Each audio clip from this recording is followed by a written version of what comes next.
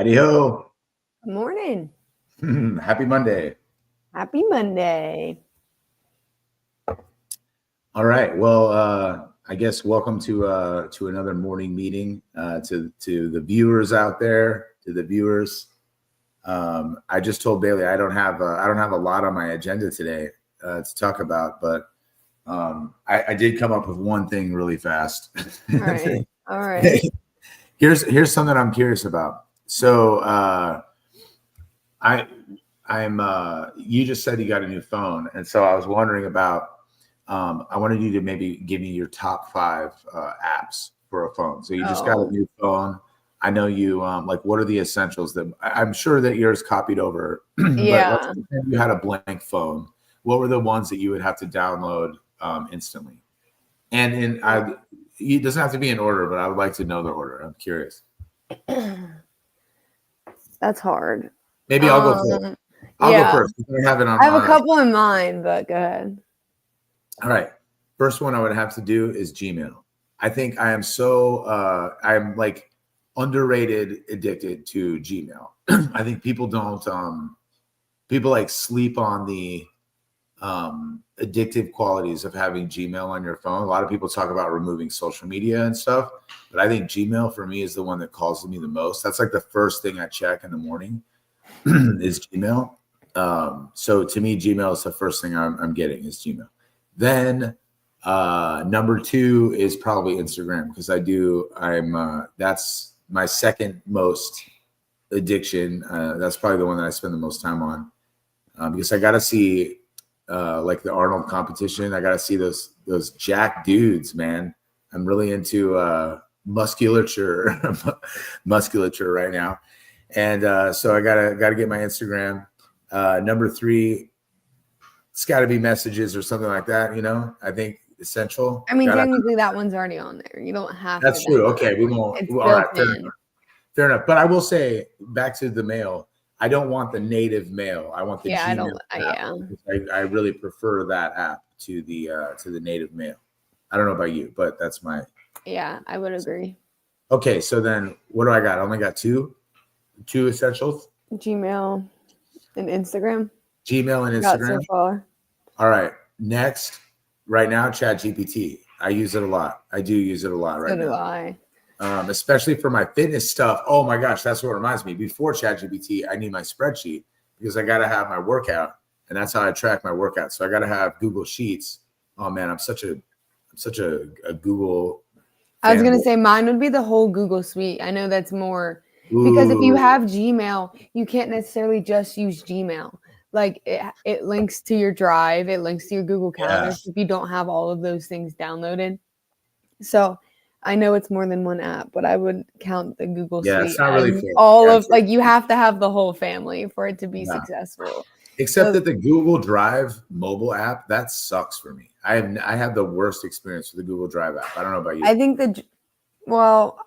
I don't have that much success on desktop either. Like something about the way it loads like your previous documents and stuff, it just never actually loads it correctly. So I've learned that in order to be successful on the Drive app, you have to just search the name.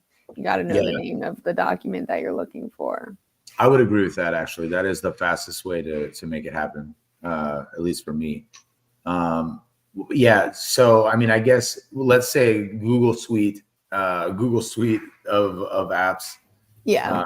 Because there's a lot of them. That would probably have to include Google Maps as well, right? Yeah, I use Apple Maps. I don't use Google Maps. That's the one where I draw the line. Don't you? Okay, wait a minute. Because that's crazy. Because I feel like Apple Maps gives me the wrong place all the time. Yeah, but it's just integrated. Like I know. That's the only reason I use it, because when you're driving, trying to unlock your phone just to see what the next directions is so trash. Yeah. Like, especially for me, like driving stick and trying to unlock my phone just to make sure I'm turning at the right spot is so annoying. I think that Apple Maps, if I need directions on like when I get into town, I usually switch to Apple Maps. Like if I'm driving or I'm sorry, the opposite of that. I'll use Apple Maps. Like if it's like I'm driving to like, I don't know, across the state or something like that. I'll use it for like the grander directions when I'm trying to like get through the highways and stuff. But whenever you get close, I feel like that I get the wrong place all the time. It happens to me. It just happened not that long ago. I can't even remember what it was for, but it drove me like, I don't know, 2 blocks. Oh, it was one went to that real estate one in DeLand.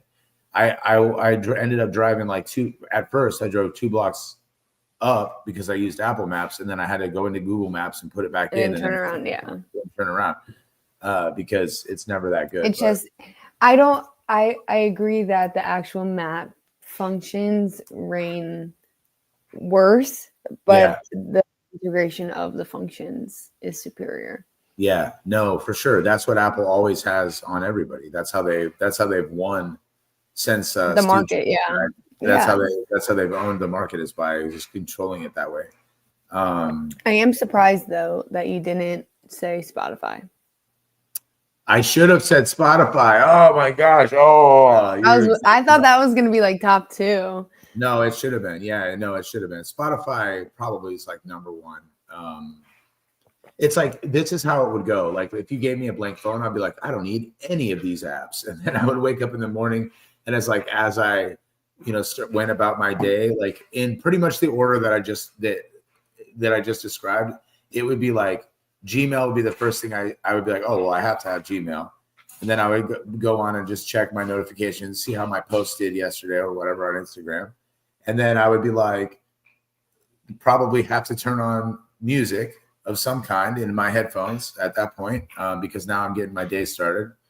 And yeah, so it would be Spotify. Number 3. I can tell you the exact process of how it went, because on Friday when my phone broke, it was before our game. So I was fine because I was with all the girls. So I didn't really need to contact anyone. We had a game. It was fine.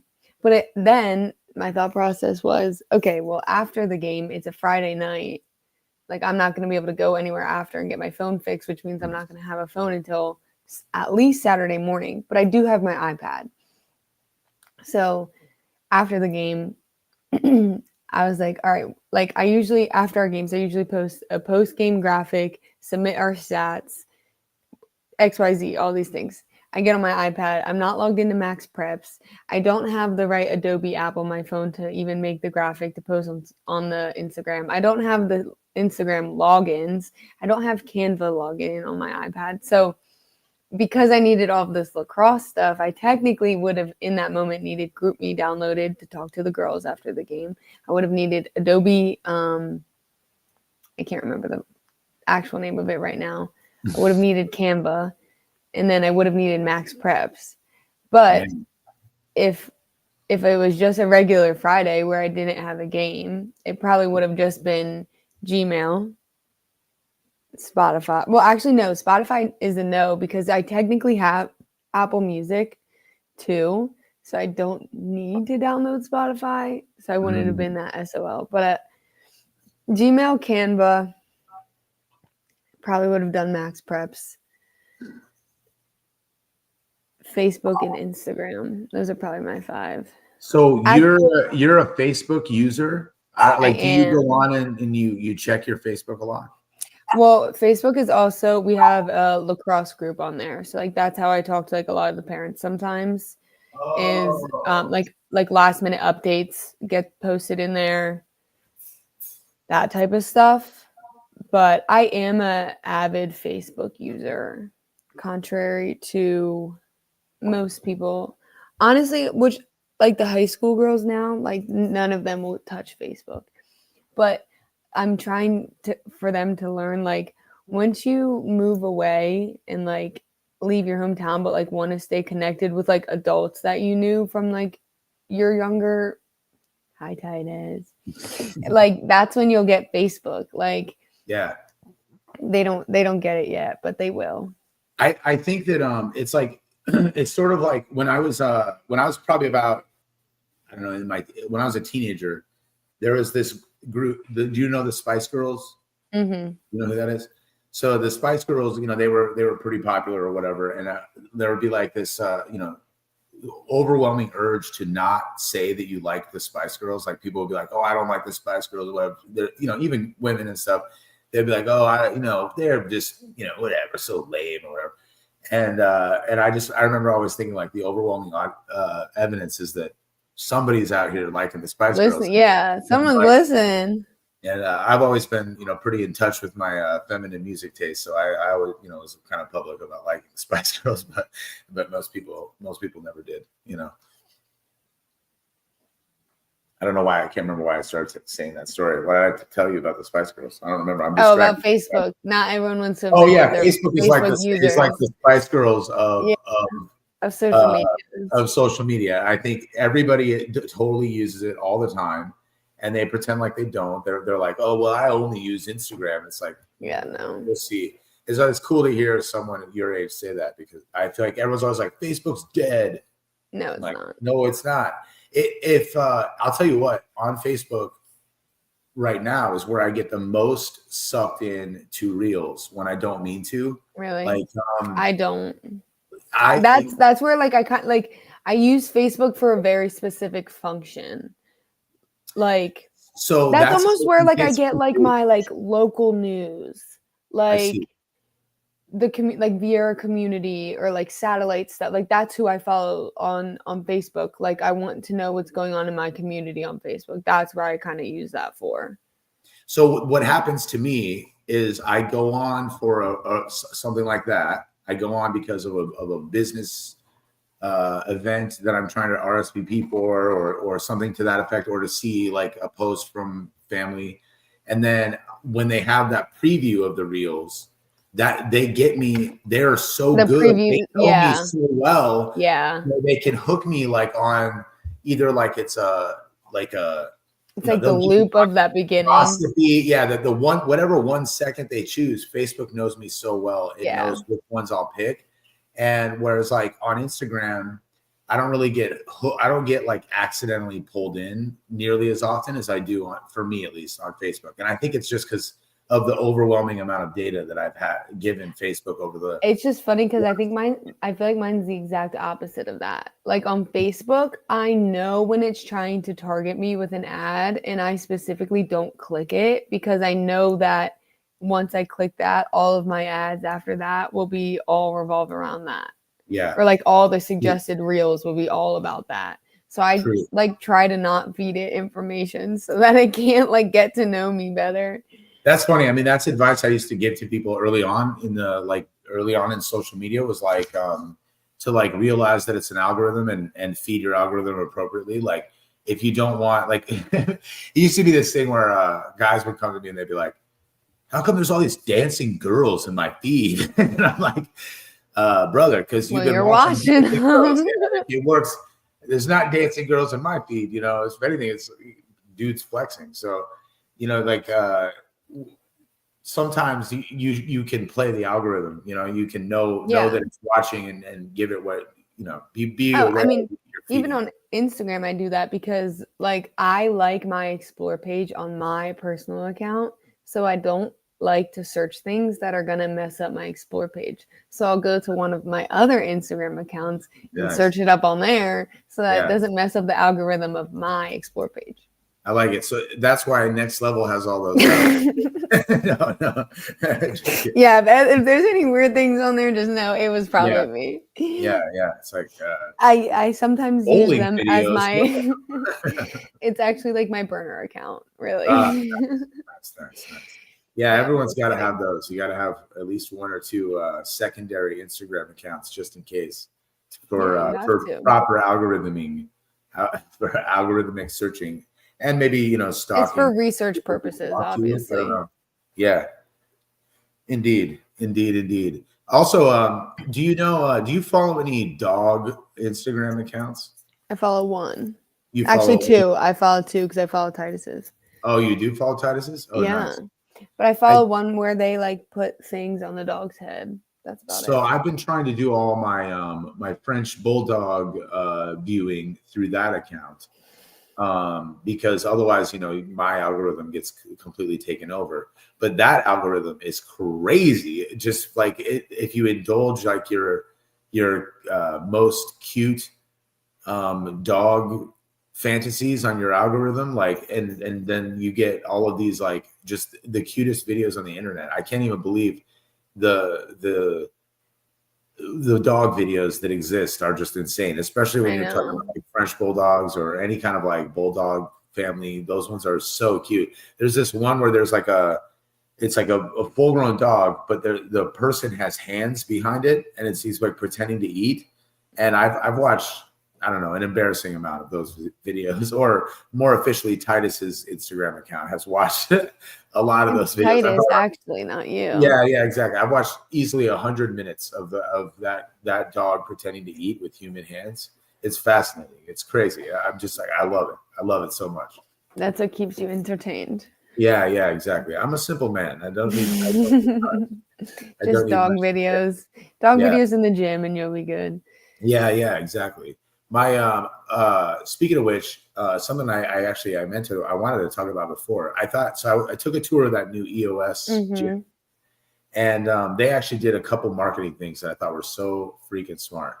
The first one is that for this like tour thing, they had the person who reached out to me. I'm gonna save her name because she hasn't told. Not everyone's aware, like at her existing job, that she's moving to this job. But she reached out to me and said like, hey, we're doing private tours for, people in the community or whatever, that anyone who wants to do it or whatever, you can come by and get this private tour. And I thought, well, that is such a great way to kind of create a buzz because everyone who did it had kind of my same reaction. The place looked really nice and it was beautiful. And you got to have this kind of like one-on-one conversation with everybody. But then also, like, I went out and told everybody about that and about like, hey, you got to go get a tour. And then, of course, like, they asked for, info and stuff after it. I thought that was really smart. And they like sat down and did the whole combo. But then I was going to say the other thing that I thought was really, really smart about it is they had this giant picture of Melbourne Beach in the back of the gym, which I didn't put that in my video. I probably should have. But it was really cool. It's like an actual photo of Melbourne Beach printed in the back of the gym, which I thought was a cool way to make the actual like gym feel like it was your home gym. Mm-hmm. You know what I'm saying? Also, kind of give you a reminder, like, hey, this is why we're we're gonna have to get on the beach. Yeah. That's a good point. That's a good point, actually. Don't forget it's almost swimsuit season. Exactly. But yeah, I thought that was really smart marketing. Yeah. Like the Melbourne Beach thing, I think we'll get like people will take pictures of that, I think.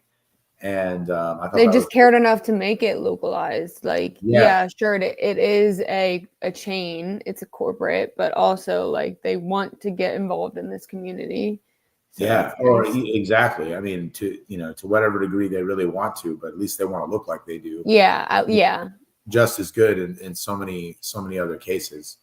But yeah, I thought that was real smart. And they really like, you think about branding a lot, and or obviously we talk about it all the time, but gyms are such a great execution of like, or they give you so much opportunity to execute those little brand details. And like they had like the color scheme in the bathroom, just like really kind of fit and do they have tanning beds there? I don't think I remember seeing tanning beds, to be honest with you. Not something that I was really looking for, to be honest, but I don't remember her saying like, here's the tanning room or anything like that. I don't know. They had these like cryo chairs that they like when they were like describing them on the website, I was like, ooh, what is that cool thing? It's like cryo chair. I thought it'd be cold therapy of some kind. Yeah. And then I like saw them and I'm like, all right. It looked like the ones that like Crunch has. Yeah, it's like a little bit different. Yeah. Hydro massage, except it's cold. It's like a hydro massage chair, except it's like really cold or really hot, depending on what you select. Which again, I mean, maybe there's some value in that, but I'm not going to sit in their chair for like personally. I know we're talking about EOS, but I think if Crunch really wants to capitalize on having tanning beds and EOS not, okay. So if you, I I don't know if you would know this information. I don't know why you would, but like a tanning salon membership is like $40 a month, something like that. Pretty Wow. pricey. I did not know that. And you can only go once a day, obviously. Crunch, the cheapest membership you can get is $10 a month. You can go to the tanning bed one time a day. I don't know why you wouldn't like offer that, because I know people who used to get Crunch memberships just for the tanning because it's cheaper than going to a tanning salon. Sure. I mean, I don't know. It's a feature. I bet that's why they offer it, though. I bet they do that, and that's why they offer it. Probably it's like, my guess is that like businesses like that, they like they're aware of that, and they probably teach that at the higher level, like on the way down. But by the time it makes down to each individual sales manager or something, they're just like they're like, yeah, no more training.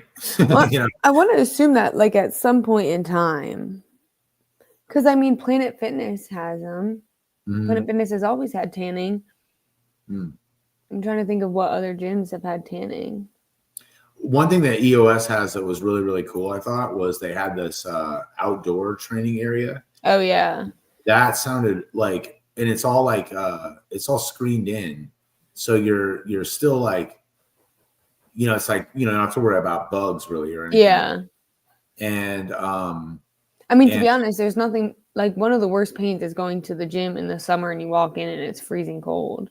Like you want to be in there, you want to sweat, you want to get warm. Yeah, absolutely. And I thought like I could imagine like, I don't know, going out there like when it's really hot out, like in the summer, like going out there in the evening or something. It might be really like having a nice like whatever. And I thought that was like really, really cool. And again too, like out there, like the brand details, everything was like, I don't know, just probably it's because it's new and everything. Yeah, but nice and fresh. Yeah, all the colors are like really, really fresh, but it really looked cool, and they really did a good job of like keeping that like brand consistency. Yeah, it seems as if they didn't miss a detail. It seems like they used every opportunity to exactly. I love the little details. In fact, me too. I think that's my favorite shit is when someone cares a little bit about like. Yeah, because you've looked into every aspect. It wasn't just here, let's get these dumbbells because they're the cheapest. No, here we designed these dumbbells to match our aesthetic, to fit our brand. Yeah. Or like I think Shane does a good job of that, of like thinking of like adding his little spin to every little detail of his website. So like you could say goodbye at the end of your email. I don't know, that's a stupid thing to say. You could say, cordially Shane Bergman, or you could say, I can't remember what he says, but it's something a little bit, he adds a little bit of flavor to it and it keeps his brand, that way. And I think that's pretty rad. I don't know, did a bad job of representing it, but you know what I'm trying to say. There's a lot of ways. You got to email him if you want to find out what it really is. Yeah, exactly. Yeah, exactly right. I love it when brands do that little detail. In fact, it's a great example of that I just got. A better example is I just got this like postcard from the Fitness Society, and my dog is sleeping in my lap now, or I'd go grab it. But I got this beautiful postcard, and they wrote and hand signed. Oh yeah. Postcard, and it's like it tells about their story and like who they are, and just kind of like reminding everyone of like where the business came from. And I thought that was just like a beautiful little note. They do a really good job. I think they're so good at like keeping that brand all throughout everything that they do, and they just really crush it. They're a great example of business, I think, all the time. I agree. Do you what was I gonna say? Oh crap, I just lost my train of thought. Oh, I was gonna say I know what I was gonna say. This morning I wrote about a couple of things that I learned from the restaurant business for my newsletter. And so there's two things. One of them, the spoiler alert, if you already got it though, it's too late anyway, but there was one of them was to stay fun. And it made me think about Wendy's. Have you been following like Wendy's Twitter account lately? They're back. Not lately, but I remember the last time. They're just so freaking good, man. They're so good at like at just like trolling everyone, and I just love that as a strategy. I just think it's so great. It's like, I don't know if you could ever execute it without everyone now saying, oh, you're doing the Wendy's thing or whatever now. Like they've just like owned Done that. it so well. I mean, kind of similar to the way like Duolingo did on TikTok. Like Brilliant. that's the first people who like revolutionized like a brand having a personality. Or like I thought on you were TikTok at talking about least. just now how they just killed off that bird. Yeah, like that's so like freaking brilliant. God, that was smart, man. That was so smart. And I just, man, that's smart. Again, that's those little details that you just, it's like you could have just changed your logo. Yeah. Or whatever. Like everyone else would have just changed their logo. But you're sharing the fun for everyone. Like yeah. Pardon the corniness in that, but like you're making it fun for your audience. You know what though? Actually, that's such a so you said pardon the corniness. And I think that when you like work in marketing or when you're like a kind of a cool person, this is a part of how I sell it to people sometimes, but it's like, hey man, I know you're a cool person. I could tell you're a cool person. You stay ahead of a curve, but like when you're ahead of the curve, what you don't realize is there's still all of those people behind you that haven't heard about all that shit because you're ahead of the curve. So it's like, you know, a lot of times things sound corny to people that are like kind of cool because it hasn't been made cool yet. Yeah, exactly. Like it hasn't gotten played out yet. And my favorite thing is like, it's not played out until they start doing it on like the news shows. Like if there's a challenge and once you start seeing like the Fox News anchors doing it, like that's when you know, like, oh, get out of here. Dude. Once it's made it to mainstream. Yeah, that's officially mainstream is when like you know, like Tony when it's been approved by corporate lawyers. Exactly. Tony Johnson from WF36 or whatever. When he's doing the mannequin challenge, that's when you know you should definitely, it's time to move on. Give it up. Yeah. Yeah, exactly right. All right. Well, cool. This felt like a good, we're almost at 30 minutes. That's a good morning Monday meeting. Turned out to be kind of fun. Maybe not all that interesting, but that's okay. All right. Bye, everyone. See you later. See you.